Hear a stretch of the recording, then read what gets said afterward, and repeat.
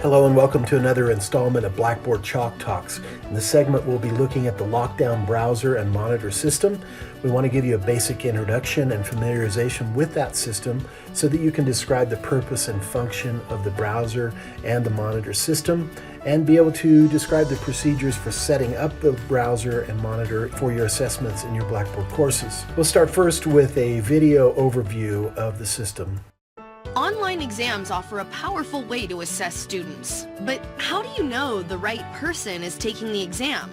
How do you keep the students from printing or emailing the questions to classmates? How do you prevent access to books, phones, or other devices? In short, how do you protect the integrity of online exams? The answer? LockDown Browser and Respondus Monitor. With LockDown Browser, students are locked into the exam until they submit it for grading. They can't print, capture screen content, go to other web pages, or access other applications during the exam. LockDown Browser integrates seamlessly with your learning system, making it easy for both instructors and students. In proctored environments, such as testing centers or classrooms, LockDown Browser provides all the security you need. But when students take exams from home or from the other side of the world, how do you ensure they're the right person and that they're not using inappropriate resources? That's where Respondus Monitor comes in. Respondus Monitor enhances LockDown Browser through the use of a webcam and video recordings. Before the exam, a startup sequence makes sure the student's webcam and microphone are working properly. Then, the student might be asked to show identification, take a brief video of their environment, or review special instructions. The student is recorded during the exam, and afterward, an instructor can see detailed information, such as the length of the exam and the student's grade. The instructor can also view thumbnails taken at random intervals. There's no need to watch each video from beginning to end. That's because Respondus Monitor is foremost a deterrent to cheating. Students feel less pressure to cheat when there's a level playing field, and that's what Respondus Monitor provides. Of course, if the instructor sees something amiss, the full video is always there for review. Instructors access Respondus Monitor from within their online course.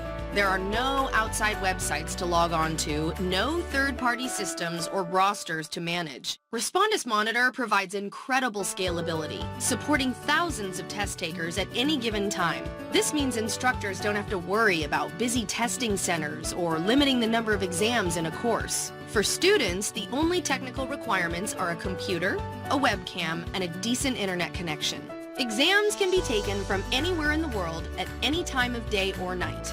There's no need to schedule a proctor in advance, and students don't have to worry about strangers watching them while taking their exam. And so to access the LockDown browser and the monitor system within your course, you're going to go to the usual areas, the course management panel, control panel in the lower left-hand screen, go to the course tools, go to your LockDown browser, and then that's going to bring up a page that does give you some excellent video resources, and we encourage you to look through these video tutorials. But if you're comfortable just moving on from there, you'll just go down here to continue on with the LockDown browser, and then that's going to bring up a screen that is going to show all of the tests that you currently have deployed within your course. And so the designations that you see here, required and not required. Required means that this test has had the LockDown browser set up already in the course, but it hasn't had the monitor set up in the course. This test at the bottom here has not been set up, and so we'll go ahead and access that. But it's necessary for us to point out that you can use the browser without the monitor, but you cannot use the monitor without the browser. If you're going to have the monitor in use, you have to have the browser set up. The two go hand in hand. So for a better view of all those settings and how to actually get your students set up with the monitor system, we have another little video that we're going to show you. Using the context menu to the left, select Settings. The first step is to select Require Respondus LockDown Browser for this exam. If the exam is being delivered in a proctored setting, this may be sufficient, as the student's computer will be locked down during the assessment. If the exam is being taken in a non-proctored setting, you may additionally want students to record themselves with a webcam. To do this, go to the monitor webcam settings. If all students will be required to use a webcam, select Require Respondus Monitor for this exam. If there's a situation where some students will record themselves with a webcam while other students take the exam in a proctored setting using LockDown browser, then select either Respondus monitor or a proctored lab can be used to take this exam. Then follow the instructions for adding an access password for the proctor. Next, select items in the startup sequence, a series of events students go through before beginning the exam.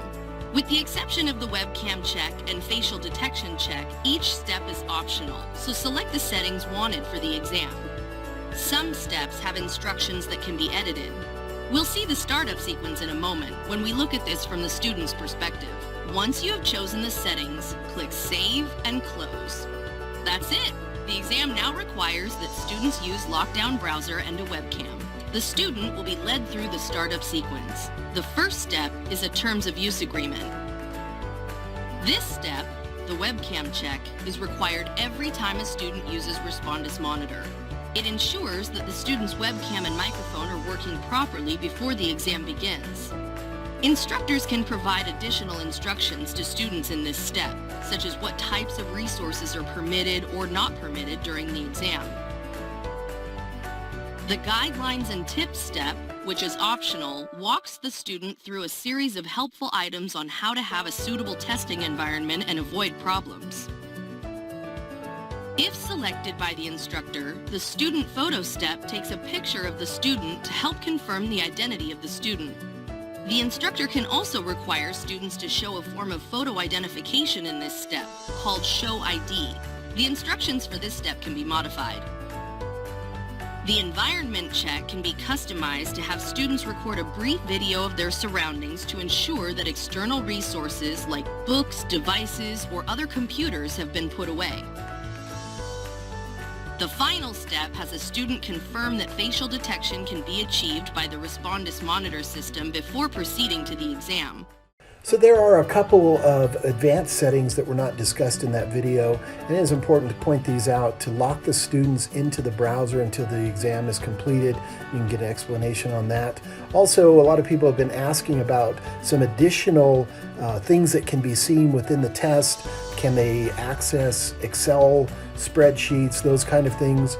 Applications are restricted from the tests, but if they are web-based applications, you might be able to use them. As you can see here, you can use external web domains, and there's an explanation there for that.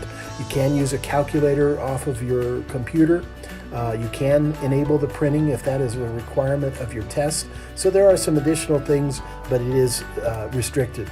Now again, these optional events here that you can put into your security protocols, that is going to be left up to you and your department to decide whether you're going to do a student photo ID, show their ID, those kind of things.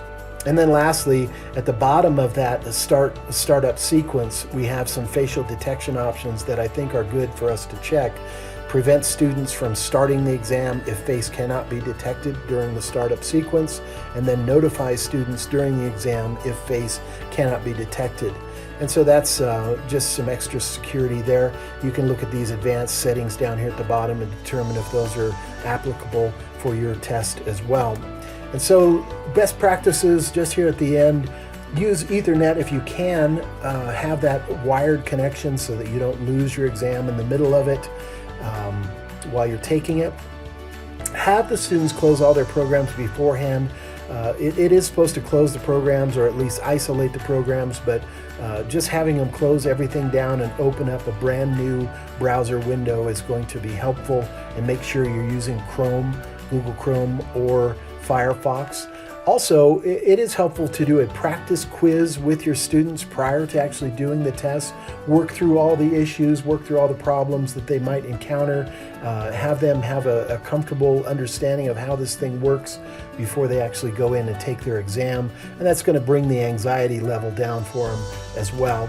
And then lastly, don't change the basic settings of the tests. Once you've established them in your Blackboard course, don't go back and change the name. Don't go and mess with it, because it will break the link between the Respondus LockDown browser system and your test. And when you go to access that test, it'll give you an error message. Thank you. Have a great tour at USAFA.